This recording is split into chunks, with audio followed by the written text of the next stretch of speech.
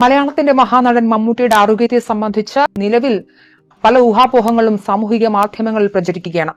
റമദാൻ കാലം കൂടിയായതിനാൽ ഷൂട്ടിംഗ് റദ്ദാക്കി മമ്മൂട്ടിയും ദുൽഖറും ചെന്നൈയിൽ താമസിച്ചു വരികയാണ്.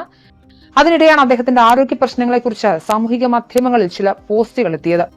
നിലവിൽ അദ്ദേഹത്തിന് കുടലിൽ ക്യാൻസർ സ്ഥിരീകരിച്ചതായാണ് വിവരങ്ങൾ ലഭ്യമാകുന്നത്. ട്വിറ്ററിലും മറ്റുമായി ചില ട്വീറ്റുകളിൽ ചൂണ്ടിക്കാട്ടിയത് മമ്മൂട്ടിയുടെ ആരോഗ്യ പ്രശ്നമുണ്ട് എന്ന രീതിയിൽ വരികയും ഈ പ്രചരണം ശക്തമാവുകയുമായിരുന്നു.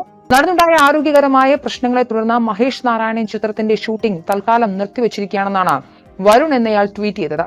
എന്തുപറ്റി മമ്മൂട്ടിക്ക് എന്ന ചോദ്യത്തിന് അദ്ദേഹം ക്യാൻസർ സ്ഥിരീകരിച്ചതായും മറുപടി നൽകി. ഇതുകൂടാതെ മമ്മൂട്ടിയുടെ ആരോഗ്യ പ്രശ്നങ്ങളെക്കുറിച്ച് സൈബർ ഇടങ്ങളിൽ പലതരത്തിലുള്ള പ്രചരണം നടക്കുന്നുണ്ട്. താരത്തിന് ശ്വാസതടസ്സം അനുഭവപ്പെട്ടു, ആൻജിയോപ്ലാസ്റ്റി ചെയ്തു എന്നിങ്ങനെ പല വിധത്തിൽ പ്രചരണങ്ങൾ നടക്കുന്നുണ്ട്. ആരോഗ്യകാര്യത്തിൽ അതീവ ശ്രദ്ധാലുവായ മമ്മൂട്ടി ഇടയ്ക്ക് ഛർദ്ദിക്കുന്ന അവസ്ഥ വന്നു. ഇതോടെ പരിശോധനകൾ നടത്തിയപ്പോൾ കുടൽ ക്യാൻസറിന്റെ നേരിയ തുടക്കമാണെന്ന് ഡയഗ്നോസ് ചെയ്യപ്പെട്ടു. എന്നാൽ ഇത് അത്ര ഗൗരവമുള്ളതല്ല എന്നും നിസ്സാര പ്രശ്നമാണെന്നുമാണ് അറിയാൻ സാധിച്ചത്.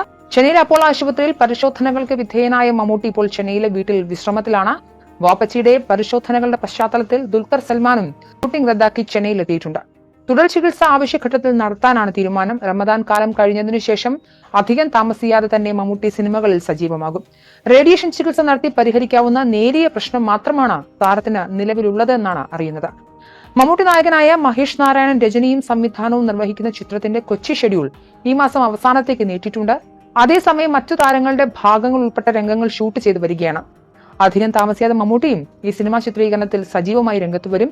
മമ്മൂട്ടിയുടെ ആരാധകർ അടക്കം അദ്ദേഹത്തിന് കാര്യമായ ആരോഗ്യ പ്രശ്നങ്ങളില്ല എന്നും ഉടൻ സിനിമയിൽ സജീവമാകുമെന്നും പോസ്റ്റുകൾ ഇട്ടിട്ടുണ്ട്.